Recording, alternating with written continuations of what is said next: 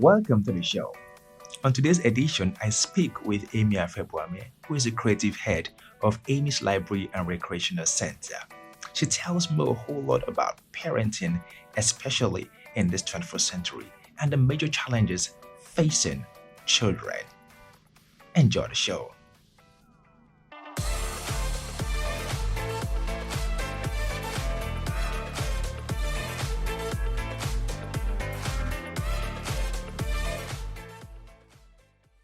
Where did this passion for children come from? I know that most of us will learn a lot from, our parents, how we grew up, background, communities. But for you, how did it all start? Passion for children, and you taking that passion and using it for something that's tangible. I would say that I got a lot of help growing up. Okay. And so there were people who came together to help me to love to read. Oh, wow. Starting from my father Okay. to tutors that I've had in the past. And I hate dumb kids.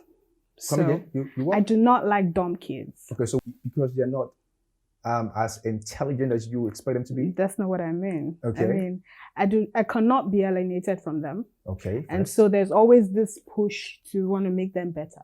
Okay. So when I say I do not like dumb kids, it means that I like smart kids. Good, fine. And so I do as much as I can to make sure that children who are around me are able to grow past their different levels of educational and literary backgrounds to become smarter kids in society. Yeah. So back in the day, I say back in the day because maybe the rhetoric is not exactly the same right now, but back in the day they say children are the future of finish it. I can't remember how tomorrow, it goes. I guess. Of tomorrow. Leaders How tomorrow. true is that in this age and time? We can't take away the fact that they are our future. Okay. But at the end of the day, children of nowadays are taking the bull by the horn. Oh, They're doing a lot more. So the fact that our Nigerian kids are seemingly lagging, there's a lot to latch onto. And so children are our present and they are our future.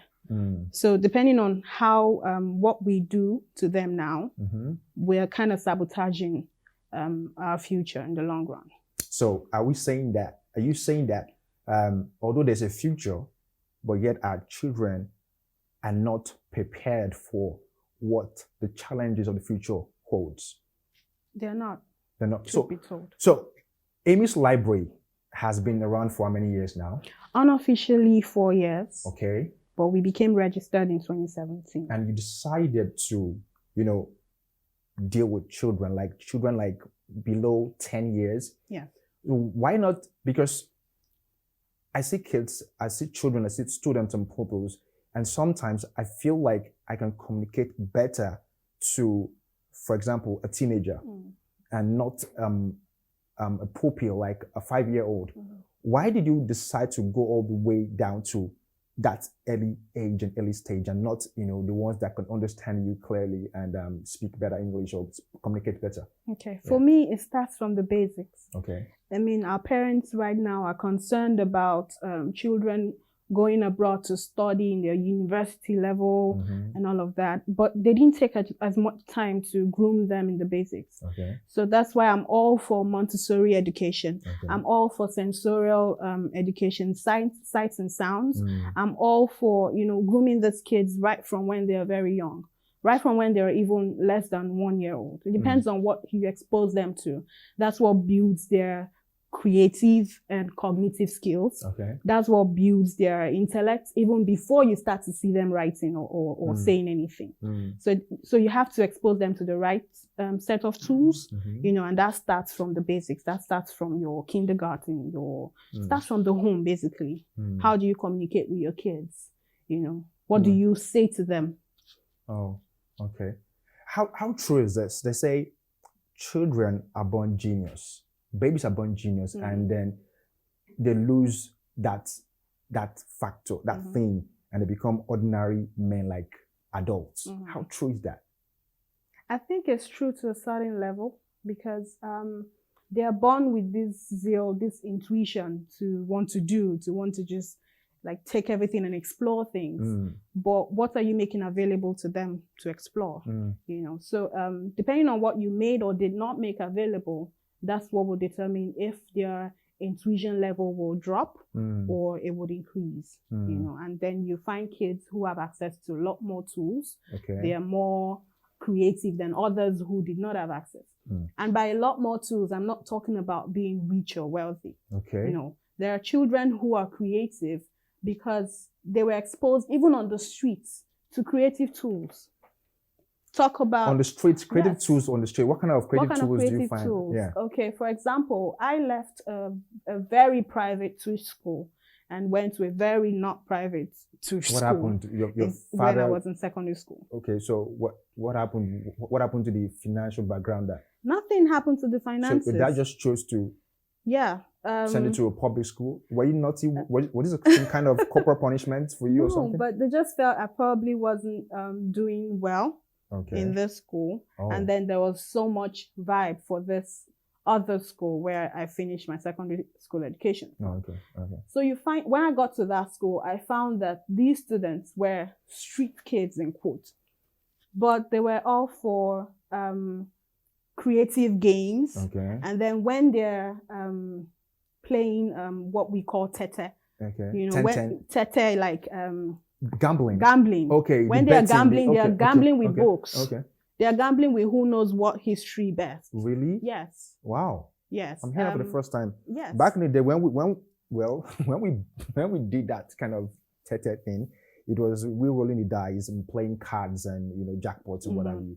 So I'm hearing this for the first time. Yeah. So in this public school, we gamble with books, and then we go for competitions outside of school, and it's like, that's the gamble, that's the bet, who does best, you know. So it depends on what. So the street kids are exposed to that kind of mindset.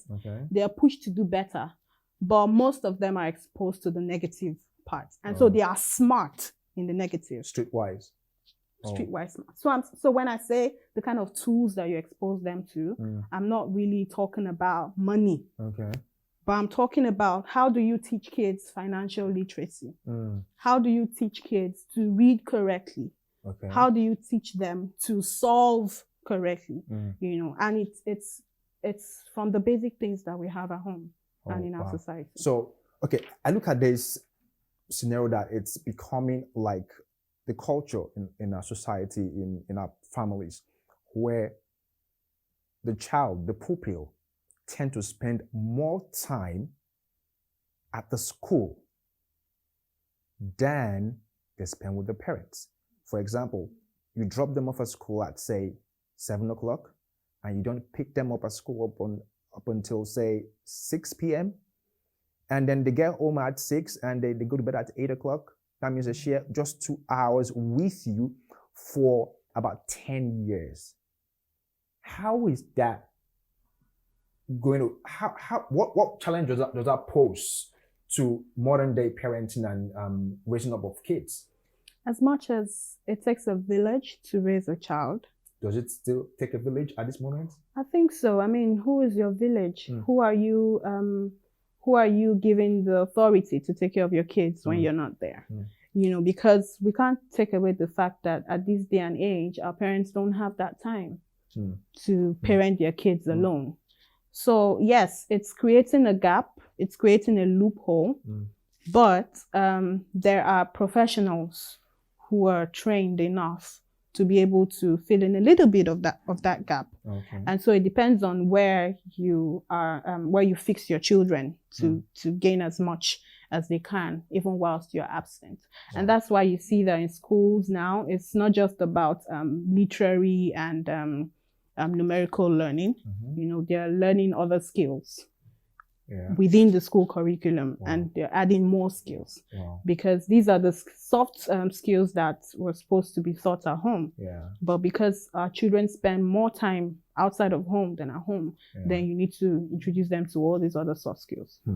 Okay, let's go into what you do as a creative director and as a professional. You have a library and you do games, right? Just some time ago, you had the spelling bee right? Where kids came as competition to compete amongst themselves, and then there was a winner, and it was with fanfare, and I saw videos, and I was so impressed. So, what birthed that theme? What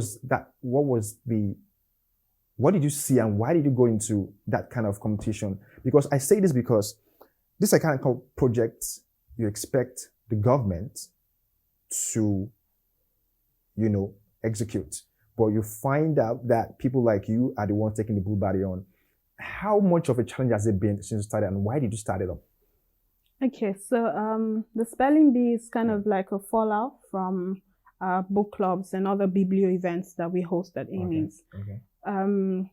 So we host kids from different diverse learning backgrounds in book clubs just to help them to read and write correctly, to help their vocabulary, and to introduce them to creative writing and all of that.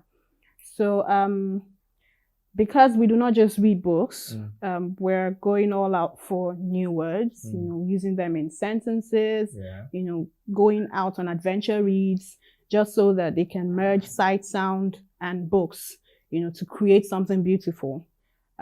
We decided to host the spelling bee last year. So it was all on me last year. Okay. And I wanted to make it very substantial for the children. Because at the end of the day, we have colleagues in the industry who have approached the government. And I have links within the government, at least within the Lagos State Library Board, for example. Look upon and say you have legs, right? A few links. A few links in those parastatals. And I reached out to them last year, but it was kind of like, poof. Maybe because it was the first edition, I thought. So what happened? And so I used my money, tried to make it very substantial for the children, the prices and everything. And it was fine for me. I mean, this is what you wake me up to do. Oh, yeah. And so this year I started pretty early. I wrote a lot of letters. Oh. To and you had a lot of rejections too. I had a lot of no's, a lot of people not even responding to your mails, to your walk-ins, or to anything, And earlier this year, there was the World Book Day. And then you're wondering, like, okay, so what is the budget for the government supposed to be for? By the way, it's less than 5%, less than it's in single digits, right? Yeah. Budget for education. So how much of that were you expecting to get out of, say, not me? 7%? Not me. I mean, a colleague of mine hosted that together with the government. Wow.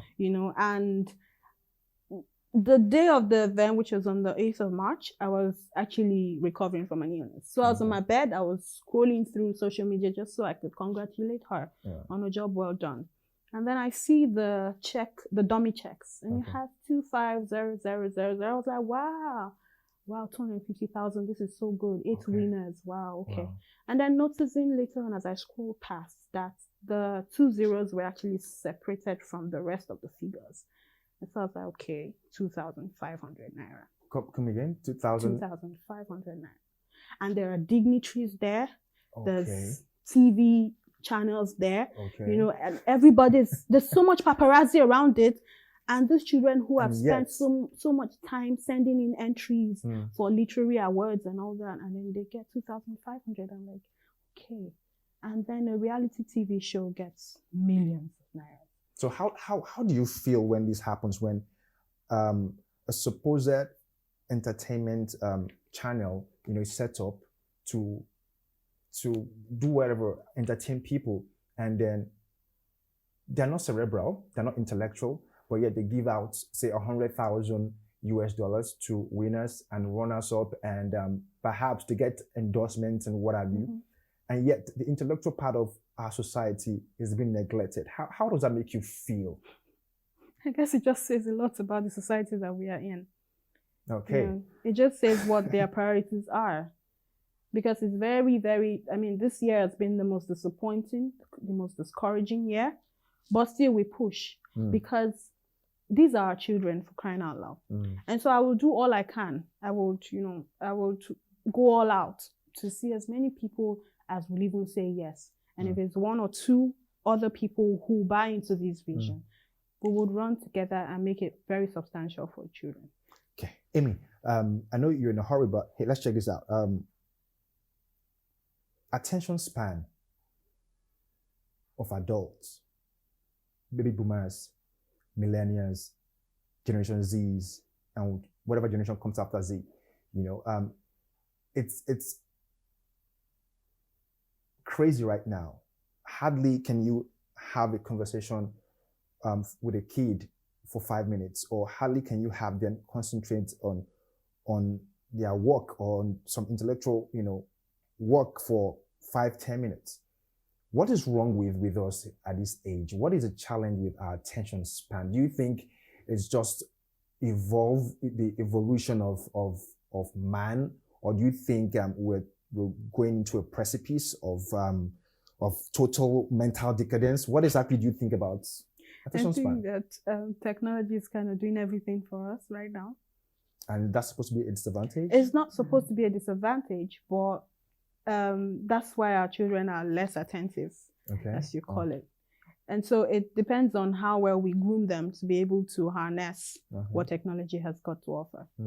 And that's why they need all of these tools outside of the four walls of the classroom to be able to, to learn basic skills that would help them to be able to, utilize what technology is offering them.